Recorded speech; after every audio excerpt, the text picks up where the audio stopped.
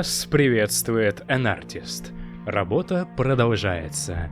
Продолжается. Мы сделали очень многое за короткое время, но нужно сделать столько всего еще. Перейдем сразу к новостям. Но сначала подпишитесь на мой канал и на мою телегу, где я пощу новости разработки, свои порисульки и фотки наипрекраснейшей кошки фактически каждый день. Да, это обязательно. Кто не подпишется, найдет у себя под подушкой тарантула с маленькими тарантулами внутри. Основная работа в последние 1,5 месяца пришлась на 3D-сектор. Старые и новые моделеры постарались на славу. Стартовая комната окончательно отполирована и импортирована в движок.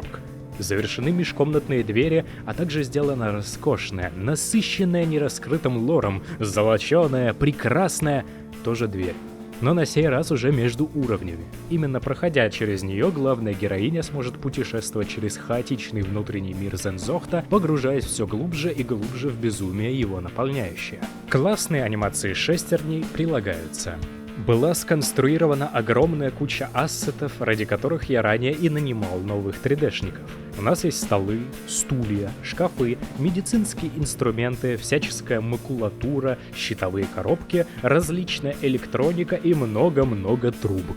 Все это в ближайшее время будет использовано для того, чтобы заполнить деталями наши процедурно генерируемые комнаты. Да, все эти материалы наши, потом и кровью собранные безо всякого воровства чужих ассетов и прочих преступных манипуляций. Вот такие мы отбитые по меркам Индии.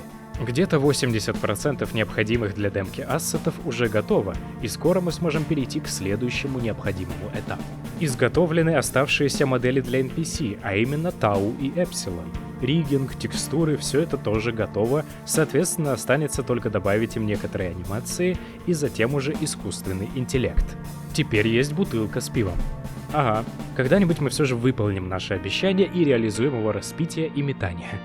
Господи, дайте нам 3D-аниматора! Несмотря на обилие 3D-шных новостей, дела в программной части тоже продвинулись.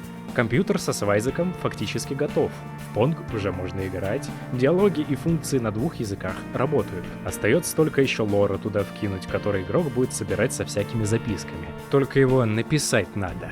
Я вот написал один рассказ, частично объясняющий предысторию игры. На 13 страниц ушел месяц. Сука. Его можно, кстати, найти в телеге. Сделаны ранее упомянутые межуровневые двери, которые надо будет искать, чтобы продвинуться дальше.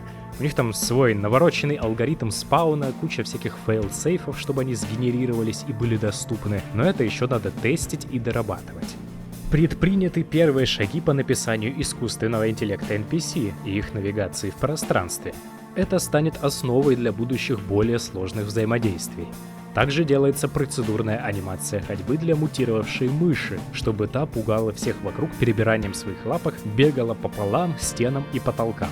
Готовьтесь. И одна из самых долгих и мучительных вещей, над которыми нам пришлось поработать. Основной метод освещения пространства в начале игры — зажигалка. Написание шейдера для этого маленького огонька, а также анимации руки от первого лица убили столько времени и нервных клеток всей команде, сколько даже модель Пикатини не смогла. Ну, зато оно вроде работает. Светится красиво, на движение реагирует, прикольные айдл анимации имеет. Слава богу! Господи, дайте нам 3D-аниматора!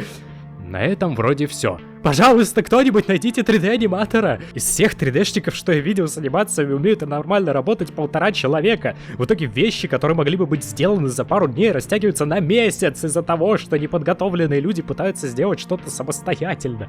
Помогите! Ну а так вроде все хорошо. Дела делаются, команда растет, демо-версия приближается. Подписывайтесь на канал ИТГ, ставьте лайки.